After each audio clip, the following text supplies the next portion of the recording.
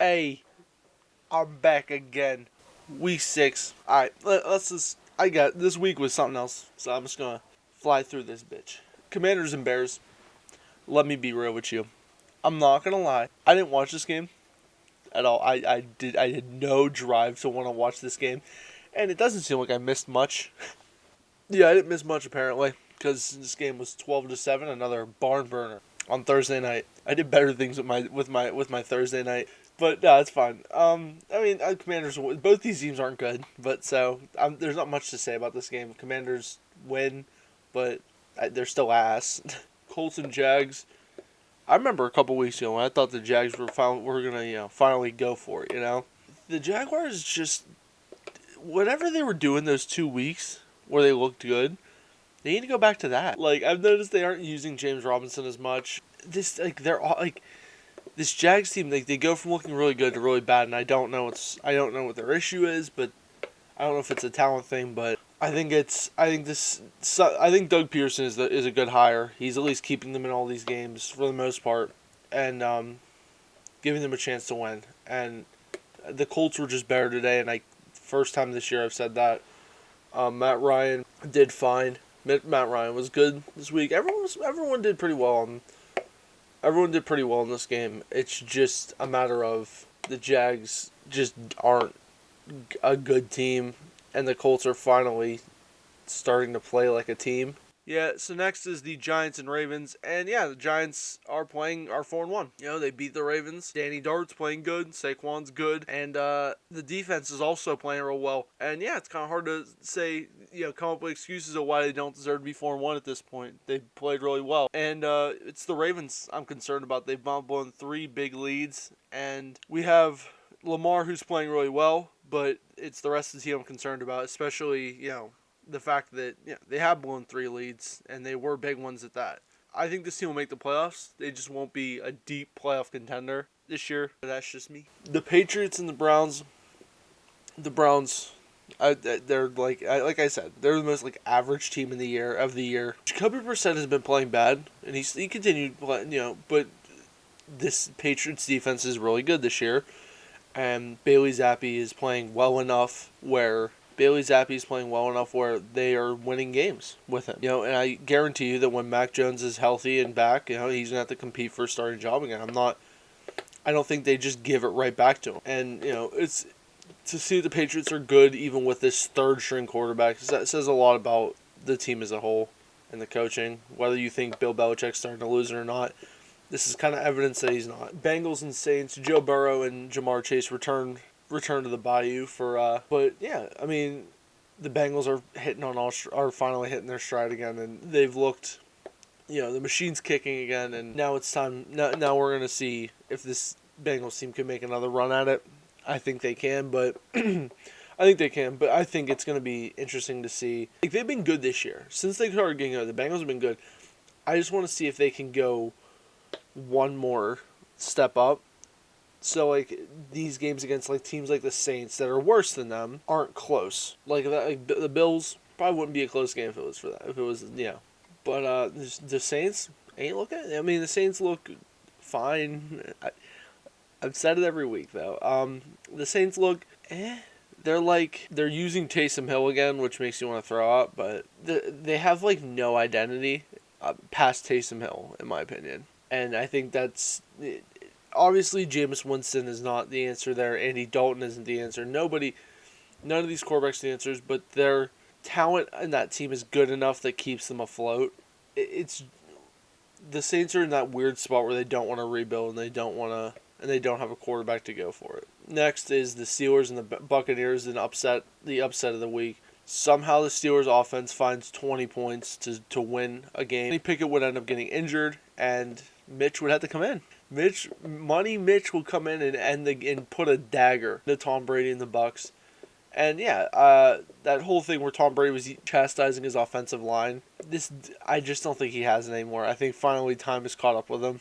When you're losing to this shitty ass Steelers team, you kind of got to just wrap it up. The Niners and the Falcons are next, and I last week commented the Niners a lot. Said they're one of the better teams in football. They have a good defense. They have this. They have that. I guess that all went out the window this week. They scored 14 points. against the Atlanta Falcons. And the Falcons ended up winning that game 28-14. And Mariota looked fine. Mariota looked good. Kyle Pitts finally got a touchdown in America. That's what I mean. The Falcons have all the right pieces to be good. Like, I do think they need more weapons other than Drake London on that offense. Drake London and Kyle Pitts on that offense. The Falcons' future is interesting to me. I think they'll be good a lot sooner than people might think. The Niners, I don't know what went wrong. I don't know if they underestimated the Falcons or what it was, but it's embarrassing. It's kind of embarrassing to see them losing to the Falcons when I know that we all see that they're the Niners at their best. They're one of the best teams in the league. Another upset this week is the Packers and the Jets. The Packers looked like ass today. Nobody on that team looked good. Rodgers didn't look good. Jones, name it, they didn't look really that good. Breece Hall, Zach Wilson, and the Jets. This team, it's not like the Giants were 4-1. But they're really good this year. Not really good, but they're good. And I think this Jets team is surprising and a very good surprise for someone who has loved Zach Wilson since BYU.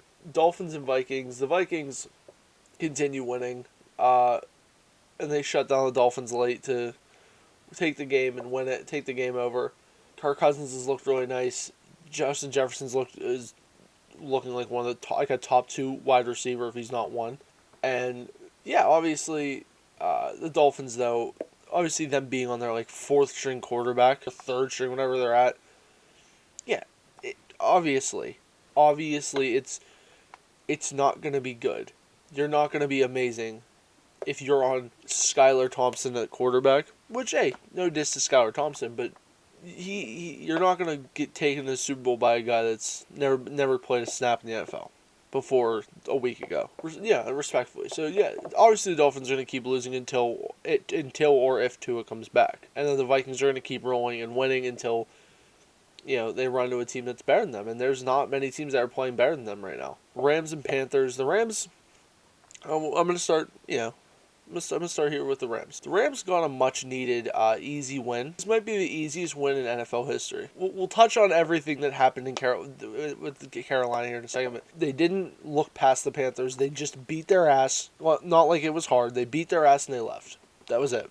Now, the Panthers, all the things that happened with Carolina this week. Matt the Rat got fired, right? We got Matt the Rat gone. Steve Wilks' first game as a coach. So Steve Wilks and Robbie Anderson get into a fight on the sideline. Eventually leads to Robbie Anderson getting kicked out. And then on Monday, Robbie Anderson now being traded to the Cardinals. Like, what? What, dude? And then P.J. Walker being the starting quarterback. 3rd string, by the way. And then him getting injured. And Jacob Eason having to come in. So we're now on our 4th string at this point. And then the fact that they never completed a pass past the line of scrimmage this game. There was not one pass completed past the line of scrimmage. Bro, this Panthers team is a dumpster fire. This is making it hard to want to like this team at how bad this game was for the Panthers. But moving on, I guess. Seahawks and Cardinals. Seahawks pull out another win. Geno Smith, better than Russell Wilson. Seahawks they just have these games where they look so good. And then the next game they're bad. But hey, Seahawks, A1 performance today from everybody, especially Geno Smith. Kyler and the Cardinals. Kyler's getting hyped to play Call of Duty soon, dude. But no, the Cardinals didn't play well. Kyler got his ass kicked a lot of the game, and yeah, I'm curious at how much worse he's gonna play once MW2 actually comes out. The game of the week, the game that everyone was excited for, was Chiefs and Bills, and it was a back and forth game for the most part. It was a real good game. With only a minute something left, the Bills score, give it back to the Chiefs. Patrick Mahomes throws an interception, the Bills win it. Bills still the best team in football. The Chiefs are still really good, but the Bills are just buzzsaw. If anybody watches hockey, I'd compare the Bills to Colorado. Honestly, at this point, there was nothing stopping Colorado from winning the Stanley Cup this year.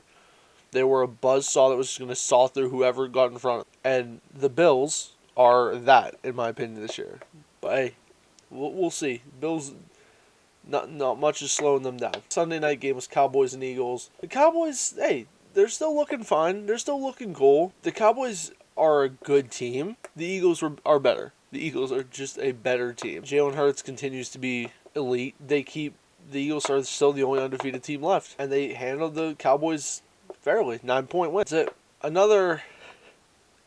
then Chargers and Broncos. Not gonna lie, didn't watch this one either.